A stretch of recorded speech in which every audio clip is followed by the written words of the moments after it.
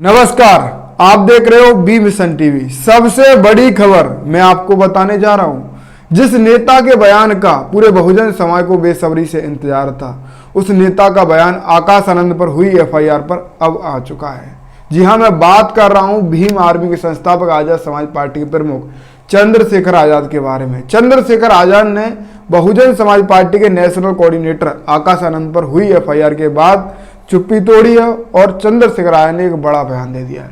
चंद्रशेखर आजाद ने आकाश आनंद को भी लेकर तमाम बड़ी बातें बोली हैं। चंद्रशेखर आजाद ने आकाश आनंद के ऊपर हुई एफआईआर पर भी तमाम बातें बोली हैं। चंद्रशेखर आजाद ने एक सबसे बड़ी बात बोली है कि जो किसी की कॉपी करके या आक्रामक भाषण देकर कोई फायर ब्रांड नेता बन नहीं सकता।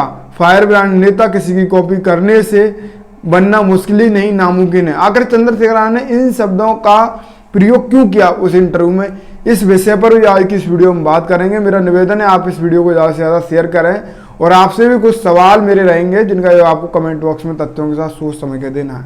फिलहाल मेरा आपसे वीडियो शुरू करने से पहले सबसे पहला यही सवाल है कि चंद्रशेखर आजाद ने इंटरव्यू में बोला है कि किसी की कॉपी करके फायर ब्रांड नेता बनना मुश्किल ही नहीं, नामुमकिन है। तो आपको क्या लग रहा है, चंद्रशेखर आजाद को ये लगता है कि चंद्रशेखर आजाद की कॉपी आकाश आनंद कर रहे हैं? अगर आप क्या समझ पा रहे हो आकाश चंद्रशेखर के इस बयान पर, आप अपनी राय कमेंट में देना।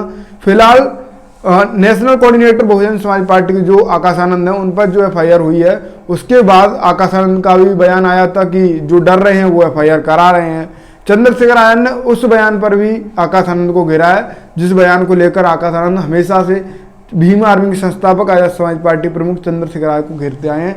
आकाश आनंद के अक्सर भाषणों में आपने देखा होगा, अक्सर तमाम इंटरव्यू में देखा होगा कि आकाश आनंद सीधा हमला चंद्रशेखर आजाद पर बोलते हैं और कहते हैं कि चंद्रशेखर आजाद तो समाज के युवाओं पर मुकदमे कराता फिरता है और चंद्रशेखर आजाद तमाम युवाओं का भविष्य बिगाड़ रहा है। ये आकाश आनंद तमाम सभाओं में, तमाम इंटरव्यू में कहते हुए आपको दिखाई दिए होंगे।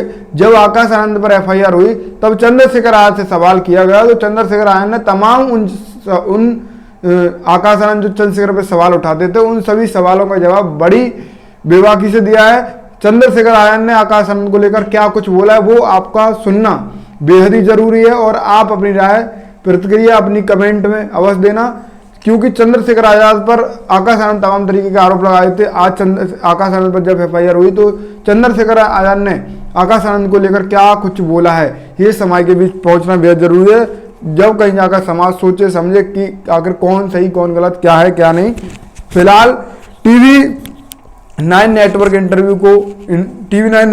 को इंटरव्यू भीम आर्मी की संस्थापक चंद्रशेखर आजाद ने अपने आवास पर ही दिया, यानी कि सहारनपुर में।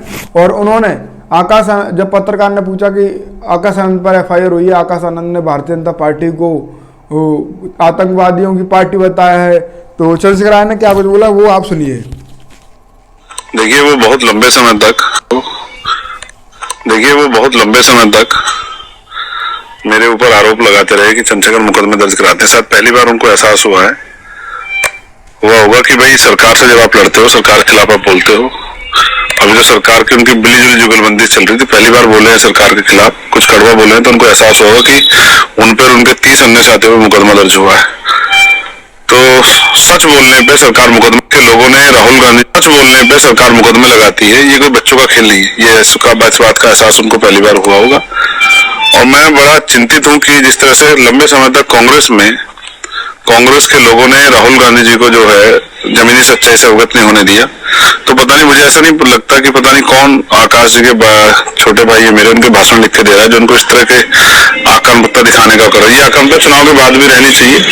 5 साल जनता पे, समाज पे बड़ा शोषण होता है, तब शायद समझ आया। चुनाव में तो अपने मंच पे खड़े होकर खूब इस तरह की बातें कर रहे हैं। अब ये मैं समझता हूँ कि वो इनका एथिक्स ही नहीं है जो इस तरह की भाषा शैली प्रयोग करने को उनको कह रहा है। उनको लगता है कि नकल करके वो एक अच्छे जो है फायर ब्रांड नेता दिखाई देंगे। तो मुझे लगता है कि इस मुकदमे के बाद शायद एहसास हुआ होगा आप किसकी नकल कर रहे हैं, लेकिन मैं फिर क्या, नकल के लिए भी अकल की जरूरत पड़ती है। तो चंद्रशेखर आजाद ने तमाम मुद्दों पर आकाश आनंद को घेरा है, क्योंकि यही सवाल आकाश आनंद चंद्रशेखर आजाद पर खड़े करते आए हैं कि चंद्रशेखर आजाद मुकदमे कराते हैं, चंद्रशेखर आजाद युवाओं के भविष्य को बिगाड़ते हैं।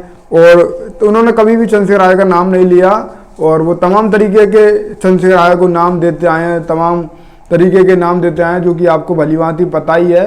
फिलहाल चंद्रशेखर आज़ाद ने कहा है कि ये जो आक्रामकता दिख रही है जो चुनाव के समय, ये आक्रामकता चुनाव के बाद भी दिखाई देनी चाहिए, क्योंकि 5 साल जो उत्पीड़न अत्याचार समाज पर होता है, उन उत्पीड़न अत्याचार में भी आकाश आनंद को खड़े होना बेहद ज़रूरी है।